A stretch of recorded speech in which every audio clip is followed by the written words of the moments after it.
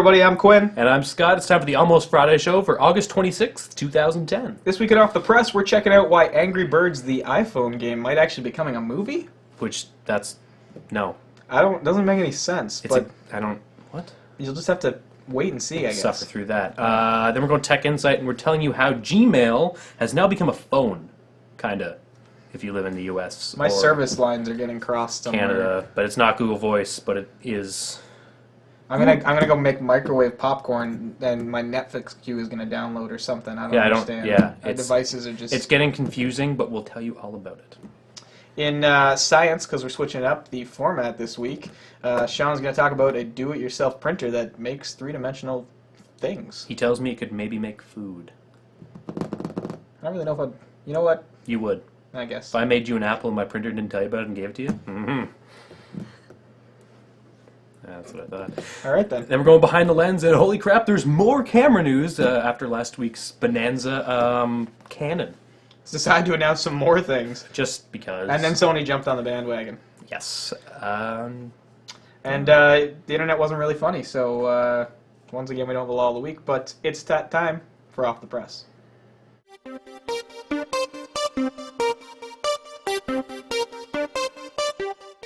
Hey everyone, and welcome to Off the Press this week. Pretty big week this week. Starting off with some really big Doctor Who news if you're a really big fan of Doctor Who. But only if you're a really big fan of Doctor Who. You gotta be really big fan of Doctor Who. Fan. So the 8th Doctor, he only appeared in one movie in 1996, and that movie has finally seen the light of day in Region 1 DVDs. Okay, here's my thing with that. I've had a DVD rip of this in Region 1 Their bootleg rips have existed since 1996, but basically. But first off, the movie itself wasn't that great. It's for the completionist. Yeah, I don't know. But it will be jam-packed full of behind the extras scenes, and extra making crap, ups and all that stuff that might make it worth owning. Maybe. Depends how big of a fan you are. For the record, the absolute worst master story ever, bar none. I've seen some clips. It's pretty awful. It is. So it should be coming out, no word yet, but sometime in the next year, air quotes. And something that might be coming out in the next year or so, something way weirder than Doctor Who, Angry Birds. What is that? You've heard of the game, right? Nope. Basically it's an iPhone, iPad game where you launch birds at pigs in a little slingshot. Okay. So the developer for this game has been shopping it around Hollywood, and it has been gaining some interest. It's not exactly for a movie deal, although a movie deal is something that would be like, hey, it would be pretty cool if we had a movie deal, right? But it's mostly for like a merch and like TV shorts and stuff deal. Okay, because I was going to say, how do you build a full story out of pigs and birds? I can see maybe Pixar. Maybe. It would make for really cute toys, though. Like, you remember those toys in the 90s where you can like throw them at stuff and they make noise? Yeah, they still have them. Like those. Make it happen, guy. So this is like heavy rumor land. Just saying. And moving on, remember that Gundam? The full-size one that's being built and that I swear to God it's going to be used? Yes. Yeah. Did you ever want to own a part of that Gundam? Yes, so I can discern its origins. Well, you can now. They're selling off pieces, like spare parts of the Gundam that wasn't used, mostly just stickers and like weird little bits. All the proceeds are going to charity, which is good. It's going to a children's charity in Japan that's going good. to get vaccines for kids. That's In really the good. last auction, which happened pretty recently, it made $47,000 US in the first batch of stuff. Wow. There's going to be a second batch of stuff going up on September 13th, so if you still have your wallets ready, snipe that. It's going to be on the Yahoo Japan's auction sites. That's pretty cool. Yeah. I'm not sure if it's actually available to us on this side of the Pacific, so... It probably could be. It's Maybe. probably there's going to be some enough. money. Yeah. So back into TV and movie rumor land.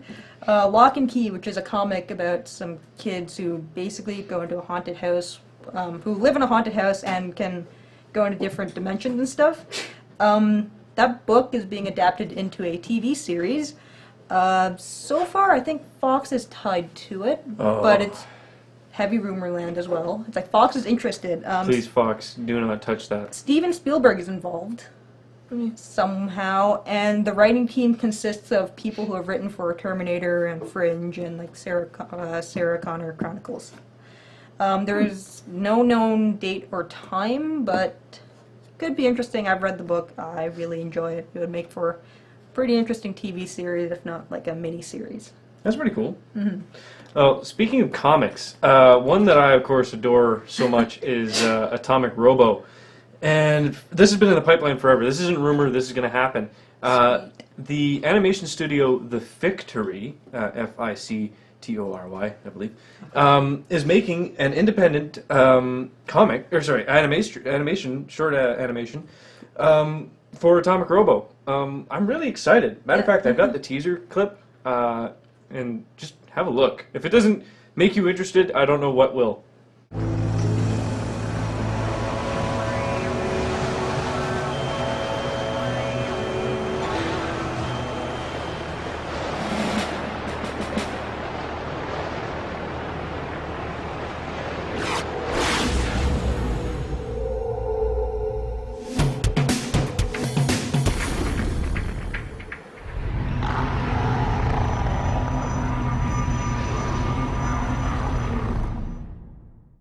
So that looks really awesome. To me, it has a lot of very much of like an anime feel to it. Especially in the beginning where they're panning over the cockpit and stuff, it's very anime. So, well, I'm just excited. interested. I'm mostly interested to see like the Fictory did another animated short called American Terror, which I believe is another comic. I've been trying to get a hold of that one too, but that animated short was pretty good. Very, very little voice acting, though. It's mostly just for the showing of it. It was really, really well done. And I'm interested to see what kind of voice acting they're going to do for this. Just because, you know, it's hard to put a voice to Robo. Yeah. Especially. I mean, you can put one to everybody else. Pretty easily. But for a robot, that's a little difficult because, I don't know. I mean, I got a pretty good imagination, but I don't want to think that he's going to sound completely metallic. I always got that kind of metallic, but he's got some character to it, kind of. Yeah, because he's supposed to have wit. He's supposed to have... Supposed to be funny and all that. Yeah. So we're pretty excited for that, and that wraps up Off the Press this week. Unfortunately, Dave is sick this week, so there's no From the Gutters. So we're going to go straight on to Tech Insight.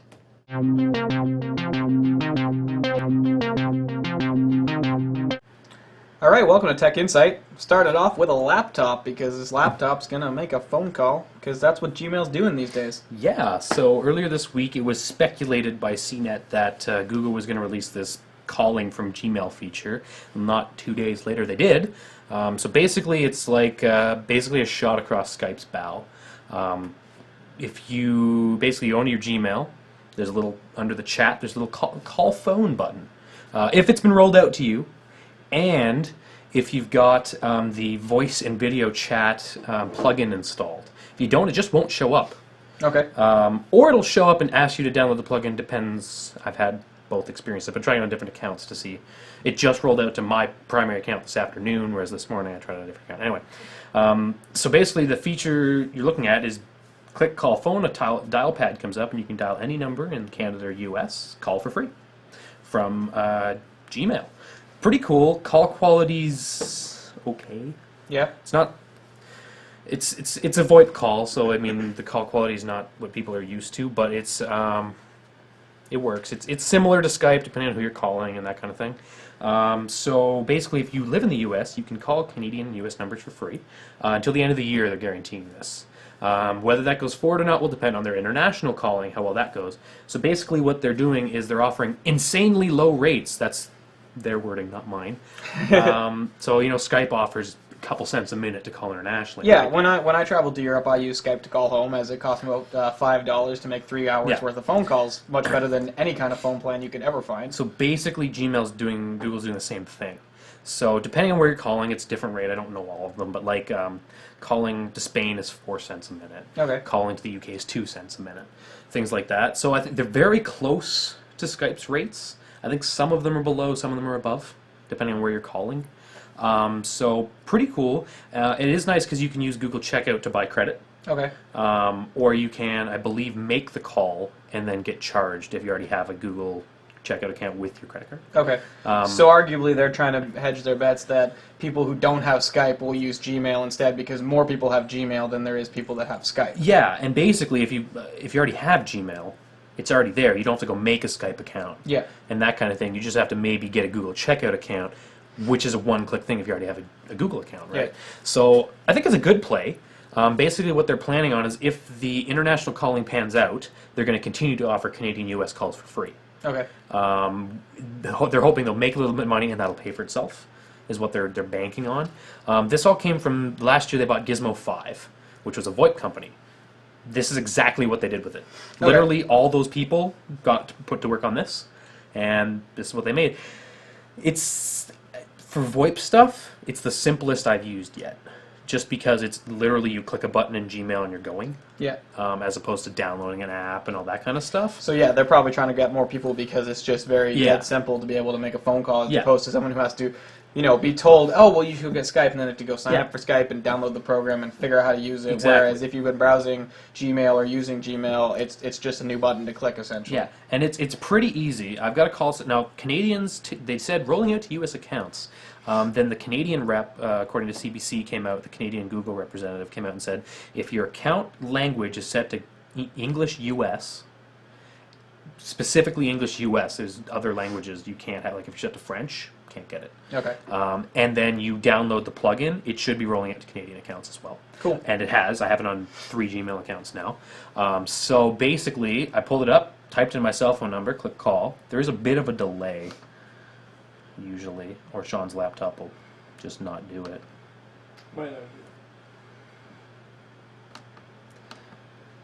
Damn. Yeah, so don't do it on a Mac. Apparently that doesn't work. I called a bunch of... Every time I try to do something on the show. It's just Sean's laptop. So it does work quite well. It's really quick. There's usually about 2 rings on the laptop before the phone rings, and it rings up as a California number, Interesting. and it's the same number as caller ID. So if I'm calling you or you're calling me, it'll show up as the same number. Okay. Unless you live in the U.S. and you have a Google Voice account. Then you can Then tie you it all can together. tie it all together, which that makes Google Voice a really attractive service. Yeah. Because then you have an in number. Yeah. You can call out now using not your minutes. So that's pretty cool. And there's also, I don't want to spend too much time because Google Voice isn't in Canada, but you can transfer calls. So if I call you in Gmail, because I'm Yeah. on my computer, we're having a talk, then I need to go, I can click transfer cell phone. And If it'll my just- phone's set up with Google Voice, it'll call my phone, I pick it up, call transfers. Cool. And I'm talking to you, same call. So really good integration here is what they've done. Basically, it's looking like Google actually did it proper. Good for them. A good acquisition in Gizmo 5, I think, if this is where they want to go. Yeah. So it's cool. Check it out. Free to Canada and the U.S. So if you live in Canada, you want to make some long-distance calls, Do it. it's not bad quality. Definitely Stop. worth it. Stop paying your home phone ridiculous long Yeah, distance. or bills. even worse, your cell phone bills, which are Yeah. terrible. So check it out. Gmail. Just download the video plugin if you don't have it, and it should appear in your sidebar under chat. Next up, Glassesless 3D. We've seen a couple of takes on this, mostly from the camera world. We talked about Fuji's camera, which didn't require glasses because it used the off-angle LCDs, and the new Nintendo device uses something similar to Yep. achieve that concept. So it's possible. We know that. It's out there. Basically, Sony and Toshiba. Well, Toshiba came out first and said we're going to be offering it. I believe they said holiday season this year, or was it next year? I don't remember offhand. I don't remember. Within a year, basically, Toshiba saying we're going to push out glassesless 3D sets. They had a demo unit that was 21 inches or something. Now, like that. what kind of technology are they using with this? Not a lot of detail. Because, I mean, the problem with the Fuji system right now is that if you are not looking directly at it, it's not 3D. Now, I'm So that doesn't really work if you got 5 friends sitting on a couch. I'm assuming it can't be that because Yeah. they wouldn't make it. Like they're planning normal size TVs, like 4250. Have a 3D party for yourself. Yeah, which might as well have the glasses, really. Yeah. 'Cause then at least one other guy can jump on, right? So let's hope this works. Mum's kind of the word. You dropped some, like, we use blank technology or whatever, but they didn't explain it. So not a lot of news from Toshiba. And then about a day after Toshiba said that, Sony's like, we're doing it too! Sony too, 3D! And then arguably that means Sony's going to do a better job of it than Toshiba did. Sony will throw more money at it. Yeah. Yeah. So Because Sony's hopefully- already really heavily invested in 3D oh world. my, yeah. Well, with Blu-ray and all the 3D decks they're putting out, So PS3. if they can be the first company to come out with a really properly good working 3D Yeah. television And I set think without glasses, they will do it. if 3D is going anywhere, it has to be glassesless. Absolutely. The only thing I find insulting about this is if you were this close to it, why did you roll out all these glasses full 3Ds over the last year if you knew this was a year away? Hold off. There's still no 3D You're going content. to piss off the 5 people that bought a television. There's still no 3D content. There's like 2 or 3 movies or whatever. Yeah. You still have to go buy a 3D Blu-ray deck. Yeah. Could you not have waited and marketed it as, look, you don't even need the glasses like you do in the theater? That would have been a much bigger launch. People would have been more into it. I don't get it. That's technology for you. We live in the generation where we sell I think beta they were products. just trying to get some, I don't know. Anyway, look forward to that. Hopefully we'll get a chance to check a set out at the store or whatever. So, if you're a gamer and you've been happily enjoying Valve on your Mac, but want to play it on your Linux, maybe not so much dice. No. So a while back there was some screenshots or whatever of maybe Valve was testing clients on Linux machines.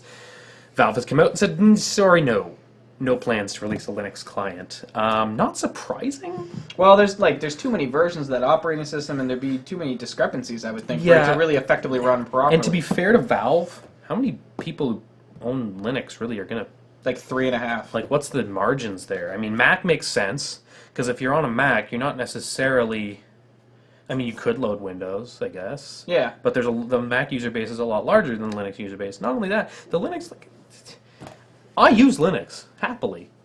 But I also have Windows, because it has a purpose. Yes. I'm not going to do up a document in Mac, or in Linux, because it looks stupid. I'm going to do it up in Windows. I'm not going to play a game on Linux, because it can't access the graphics card properly. Graphics card drivers, if you're not familiar with Linux, are a mess in Linux. If you think they're bad on Windows or Mac, you're wrong. Go try and find a graphics card driver that works properly for 3D acceleration in Linux. It doesn't happen. So, not surprising. I think it would have been cool if Valve did it. Kind of like we're on every platform. We're just that awesome that we can let you game on Linux. Like, it would have been impressive, but I think there'd be way more problems. But I know, there's a guy in Valve where, the head guy comes down and goes, we want gaming on Linux, and one guy's like, oh, why are you making me do this? You're just a mean-spirited person. The 3 Linux devs there, really?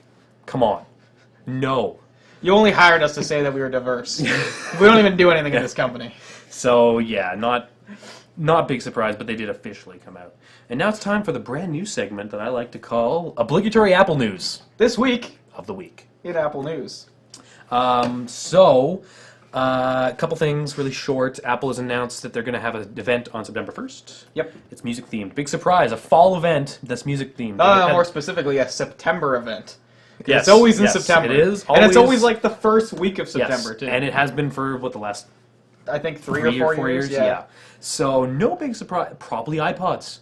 Probably with rear and front facing cameras. Yeah, that's been the big thing, is that the iPod Touch might Yep. eventually, or might actually get a camera now. After the big FaceTime roll, I wouldn't be surprised. They definitely want to throw more devices at the Well, FaceTime I mean, especially name. since FaceTime's using Wi-Fi. Yeah, why not? I mean, the problem is, though, that FaceTime starts with a phone call, so... But there's been some code leaks that says Yes, maybe there's- that's going to change. So, I mean, we could see Yep. FaceTime coming to non-phones. What else are they talking about? Possibly releasing iOS 4 for iPads? Yes, which, let's be honest, they needed it months ago. Yeah, they needed it at release, but whatever. Then Buy this phone that has multitasking, or this large tablet that doesn't. with a much worse screen. Yeah. They kind of killed themselves on that one. Yeah, a little so bit. hopefully they're going to correct some ground there. And then the big rumor stuff that we're really not sure about, a new Yes. Apple TV, that they want maybe call iTV, but they can't because there's a company in the UK that's... Well, that's anyway. Apple's big thing. We're going to put an eye in front of stuff. Oh, crap, someone took it. Whatever, we'll Let's deal do with it later. anyway and then deal with it after, Yeah. So maybe a revamped Apple TV, much cheaper, at which point I might actually think it's a good product. Yeah, and I might want to get one as well. Yeah, if it hits the $99 mark, I'm in. Yeah. I don't care what it does. For $100, I get some tech. I was always pretty happy with how easily it was to actually use the original Apple TV, although it had some issues with types of format. It wasn't a bad unit. It had some issues for sure, but it was a pioneer into that field, right? Yeah, and So- and I've used a bunch of devices since, and nothing's been as easy No. or as quick as the original Apple But TV. Sony just released their own little set-top box that does Netflix and YouTube Yeah. and things like that. So if they don't really come out, and they won't do Netflix, they're not going to do Hulu, they're not going to do stuff like that because they want to charge you for things through It's iTunes. alright, because like 3 So- days in, there'll just be a Boxy hack for it anyways. Yes, which is going to be awesome. Boxy is amazing. And then there's also been chatter, wouldn't count on it, about 99-cent TV show rentals per episode. Versus the $2 that it is I think it's currently. $2.99 for some stuff, thought- $1.99 yeah. for others. I guess it depends on the popularity. It depends on the 'cause show They've got and- that graded scale. It's $1.99 Apparently it's $1.99. in the U.S. Yeah, okay. Well, we're not in the U.S. $2.99 for HD. There you go. See, that's why, because I knew I bought some Doctor Who for $2.99. Anyway, so that's big rumors. Also, hopefully, maybe they'll do something with their Lala acquisition. Because that's been sitting around doing nothing. And all they've done is can the service. You can't actually use your Lala account anymore, as of a while ago. So all they did, they bought a company and destroyed it. Considering how much Apple does in the cloud right now, it really doesn't make sense that their music isn't in the cloud yet. I know. I really think they should do something with that. And if it comes to a good price, like the Zune Pass already is, but no one likes it because it's Zune. It's actually a great deal. Yes, it's an awesome deal, but you have to have Zune to use it, and that means no one has one. Well, you don't. Oh, really? You just have to use the Zune software, which is not great. Oh, okay. But you can. The MP3s are all unlocked Yeah. now. They weren't before you needed a Zune. But So, I mean, anyway. needless to say, I'm excited for the press release in September because ultimately there's nothing I really want, so I just want to see what they're going to do. I'm just excited to see what Apple stirs the old pot. Because I think they have a potential for the September launch to actually have some pretty cool stuff. As long as they don't screw up the little Wii iPod like last time. Yeah. $70 for this. Now the iPod you get is going to be the size of a piece of gum, and you'll just stick it in your ear, and it will read your brain thoughts and play your music from And the cloud. it'll be $2,000. Cheap. Oh, what you you're don't getting. know, at least $17.99. That's right. Let's just undercut the big numbers. Yeah. All right, so that's all we got for Tech Insight. Next up, we're going to the lab because it's time for Mad Science. Science, science, science. It's kind of alive! No, it's still dead. Oh. Welcome back, Mad Science. It's been a long time. I haven't been here for 2 weeks, I think. I'm not Dave. This is really confusing. Yeah, I've switched Dave out for an admittedly much cuter assistant. I hope you can stand up to the same tests. She fits better in the cannons. Ah, yeah, that's Yeah. true. I don't know, but you're not as meaty. I mean that in the best way, I make a better arrow? I guess. She's pointier. Yep. Like Hurts punkier. more. Anyway, so we got a couple of neat stories. This first one kind of probably should have went into Tech Insight, but I thought it was kind of cool because every, like I said, every mad engineer should have one of these. It's a DIY 3D printer. Yep. I remember we talked about this in either tech or this segment a couple months ago, and Yeah. now it's making a lot of advances. So what do you got this time? Well, basically, this is made by the people of Make magazine. Oh, It's yeah. In their make shop. I guess. exactly. Yeah. It's called the MakerBot, I believe is what they called it, or Make Machine. And what it does is it's a 3D printer which extrudes a plastic band, as you can see there in the picture, a small little plastic strand. This thing is small. It's not large. It's rather tiny. It looks about the size of a toaster, more yeah. or less. Pretty much. Yeah. Pretty much. And they sell this kit for Sweet. just under $1,000. So it's kind of it's very much a buy it, build it, give it a go, and it's open source. So all the code's open source. It uses CAD files, and it works on all platforms. So it's kind of neat what you can do. I mean, you can print 3D things like figurines, kind of like you see here. They made a bust out of this thing. Don't let the pictures fool you. Like I said, the machine itself is rather tiny, so this is probably about an inch or two in height. So it's yeah. It make a nice little desk thing. But just the same, it's very interesting that someone has decided to take this 3D CNC and 3D printer and put it down. Now Scott came with a good point that perhaps it could be used to make food items. We were just discussing this briefly before we started. Very briefly. And Sam made a good point that, well, sugar melts, don't it? Yeah, it could be like a sugar strand thing, and you can make like a gummy type of candy. So, Yeah. so you can finally have your Venus de Milo bust gummy. I never even Made thought by of the that. made by the finest gummy artisans. In the entire world of gummy. I never really thought of that. That's a really good point. It works. So, you could do that. And it could be interesting. But for You now, like gummies, don't you? Yeah. Yeah. Excellent. So he can make all the gummy he wants. Get on that, Sean. Get I'll on try. it. So yeah, it's a neat little device. Check it out. We did put a link in the show notes. If you're interested in buying one, feel free. Do some research. I will admit there are other kits out there which even include the designs, the print designs for replacement parts, with the exception of metal bits. So definitely check out some prices. Anyway, our next story is something that is near and dear to my heart. Very near and dear to his heart. And it's because we've all had those people in our lives that we just need to, well, when a flamethrower just isn't practical. Lightning guns seem a lot better. So, there's a company out there called Applied Electronics, or they were called Ionitron. They've been working on what's called, I've talked about this before, it's called, it's called laser-induced plasma channels. So basically, this just takes it's a laser tunnel or laser channel of plasma. Pretty much. What it Basically, uses it makes a laser gun. Exactly. What this uses is actually they first had it designed for portal stoppage, portal gateway. So an electrified fence that doesn't have wires. What it uses a UV laser, high-powered UV laser, and what happens is as the beam goes through the air, it allows a stream of ions to be created. And really what it's doing is it's creating a very, very, very, very, very thin plasma channel to the other side of the corridor. Sure. Which, when they induce a high current, when they throw high voltage through it, it actually has a prevalence to go through that channel rather than through the rest of the air, because it has an easier way. Plasma is a better conductor than air. So, they've determined that, well, we can do that to protect, the secret boardroom. Why not turn it into a weapon? Well, this has kind of been talked about, not in science fiction, but through military applications for years and years and years. Absolutely. Mostly on aircraft carriers and such. Yeah, and they've been looking into it for even taking out certain other things like missiles, things like that, and bombs as they're coming towards you, and disabling even enemy vehicles from a distance. So there really isn't much of a consumer market for this yet. Not at all. Actually, no. You'll be waiting a while, right? Well, I'm not going to buy it. I want to figure out how it works and build it. The thing that it would really have a consumer market for would be a remote taser. Something that you don't have to rely on a cable to hit somebody. That's two not very prongs. exciting. No, and even then, I'm pretty sure Taser's probably already thought of it and probably thinking. But yeah, and the only thing is though, this is meant to be ramped up. This is supposed to go from I'm going to hurt you slightly, so that it's a tingle, don't go in, or kill you on the spot. That's the power that can be tossed through this plasma channel. Sweet.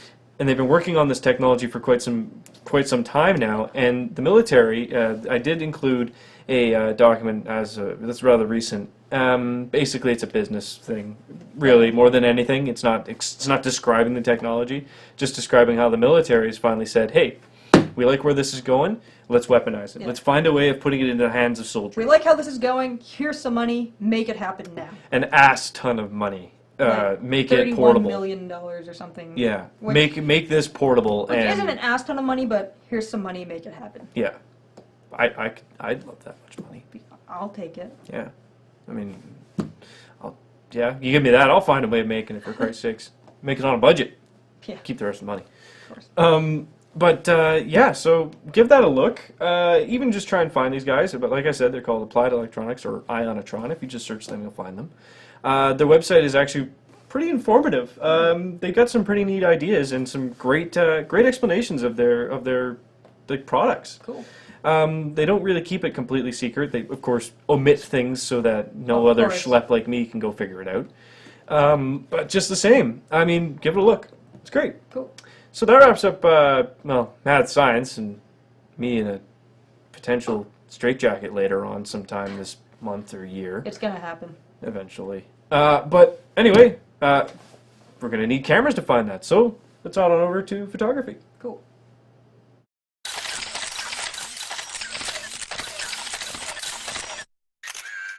Okay, folks, welcome back to Behind the Lens. This week we're telling you, guess what, about more new cameras, because last week was enough. Canon decided to throw out some more. Yeah, just when you thought Canon was like, hey, here's a bunch of new stuff, they're like, hey, here's a bunch more. So the big news this week was that Canon came out with the new 60D, which was their replacement to the 50D, which, wasn't a fantastic camera. The 60D is a first for Canon, though, with the SLRs, as it has a 3-inch swivel screen. And unlike... A proper swivel screen. Yes, unlike Nikon, it doesn't come out the bottom, it comes out the side. Which, for all of us who want to shoot video with our cameras, really, really like that. Because when we're using shoulder mounts or things like that, that puts the screen in front of us, as opposed to having to look at an off angle or something like that. Or have to go out and buy a shoulder mount that puts the camera in front of you, and then you usually have to pay more for those just because they're specialized. So this guy is really designed to be an in-between between going from the T2i up to the 7D. It's a little bit more robust than the T2i. It has the same 18 megapixel sensor that's in the T2i, though not the 18 megapixel sensor that's in the 7D. Okay. The T2i uses an 18 megapixel sensor that has one processor, whereas the 7D has two processors, so that allows the images to be a little bit cleaner, higher ISO. So the 60D is running the same chip as the T2i, so you're going to get similar video quality. So we're looking at a T2i, but with a few extra features. Yeah, so what it does have is a slightly more rugged body, a little bit better feature access as far as the buttons are concerned. Buttons have single controls as opposed to multiple controls, so it makes it a little bit easier to change settings, that kind of stuff. It's shooting at 5.3 frames per second as opposed to the 3.7, so a bit quicker frames per second. It's got an autofocus system that's not quite as good as the 7D, but better than the T2i, so it really does really is a middleman. It really is a middle camera. But if you are looking at shooting some video and want a little bit of a step up, that swivel screen is a huge advantage to being able to shoot SLR video, as it gives you a better vantage point when you're using any kind of mounted system whatsoever. So that was a big one. It's coming in at around, I believe, $1,200. Is that kit or just body?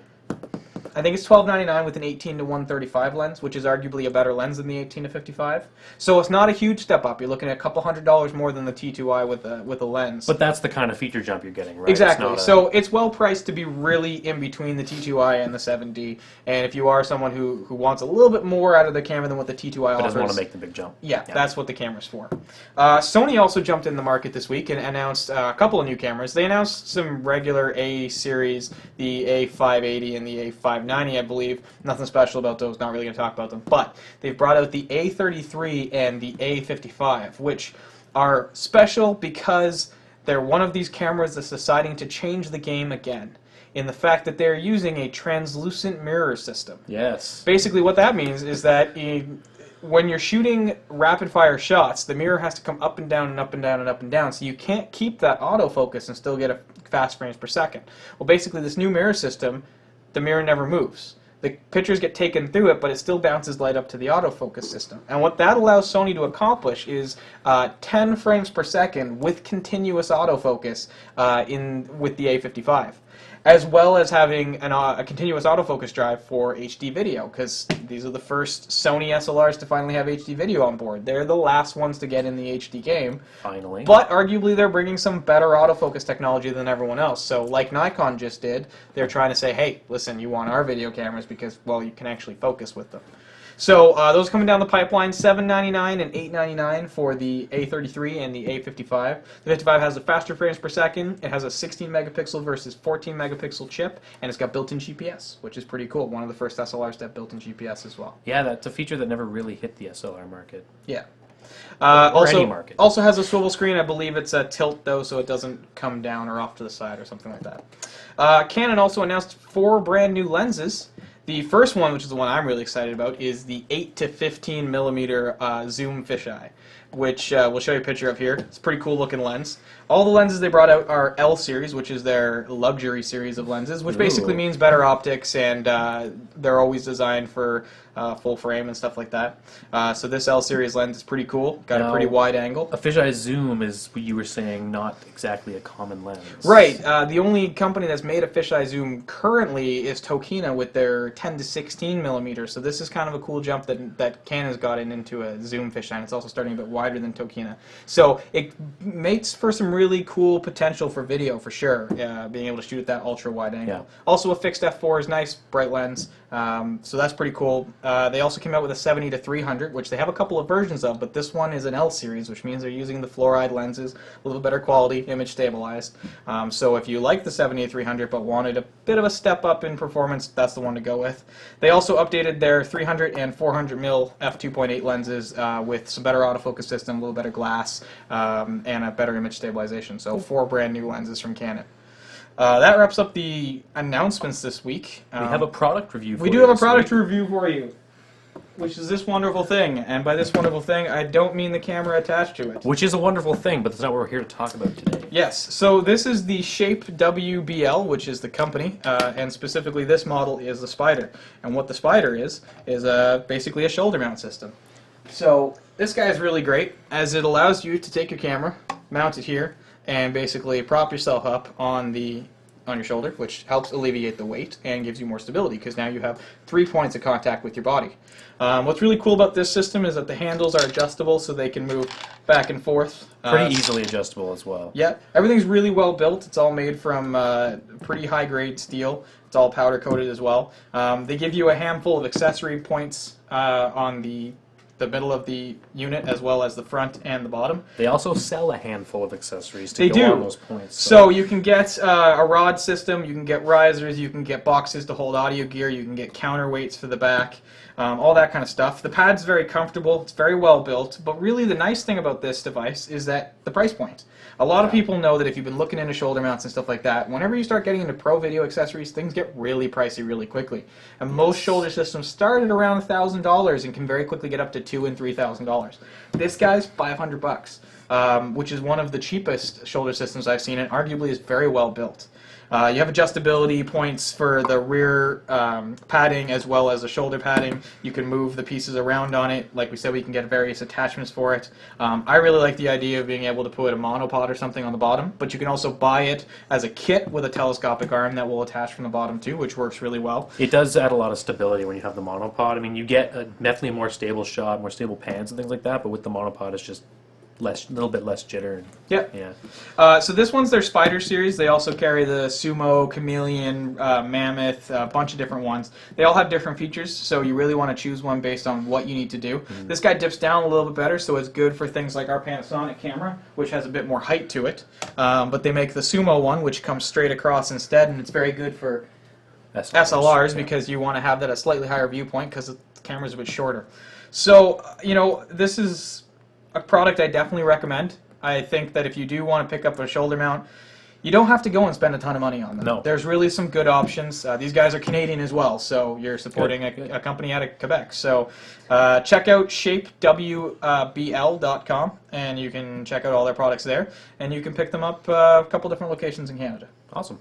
That wraps up Behind the Lens this week, which actually brings us to the end of our show. It does.